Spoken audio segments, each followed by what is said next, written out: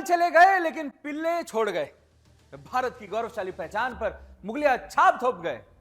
देश की राजधानी दिल्ली से लेकर देश के कोने कोने तक Akbar road, Aurangzeb road, Babar road जैसे तमाम शहर और स्थान आज भी बर्बर और आक्रांताओं की विरासत को ढो रहे हैं। देश की सनातनी पहचान को फिर से जीवंत करना होगा, जिसमें गद्दारी की नहीं, देश के मूल्य और महत्व की झलक दिखाई दे। इसके लिए प्रयास शुरू भी हो चुके हैं। यूपी के मुख्यमंत्री ने खुलकर इस बात पर बात कही है। उन्होंने कहा कि जो हमारा है हमें मिल जाना चाहिए। सुनिए सीएम का पूरा बयान। 26 फरवरी को संभल में 56 वर्षों के बाद शिव मंदिर में जलाभिषेक का कार्यक्रम भी हो रहा था।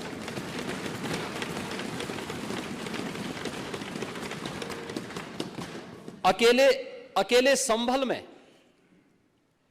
67 तीर्थ थे और 19 कूप भी थे, जिनको एक शरारत के तहत एक निश्चित समय के अंदर समाप्त कर दिया गया, और जिनमें से 68 तीर्थों में से 54 तीर्थों को ढूंढना ये तो हमारी विरासत का हिस्सा है और हमने तो वही किया है। हमने तो वही कहा है कि जो हमारा है वो हमें मिल जाना चाहिए।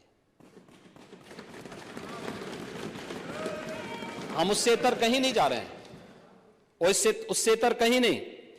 और 19 जो कूप हैं उन्हें भी मुक्त कराया गया है। सच कड़वा होता है और उस कड़वे सच को स्वीकार करने की सामर्थ्य भी होनी चाहिए।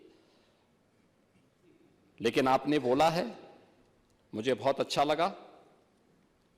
उपचुनाव की भी आपने चर्चा की, लेकिन आपके यहां तो चुनाव के एक्सपर्ट शिवपाल जी हैं।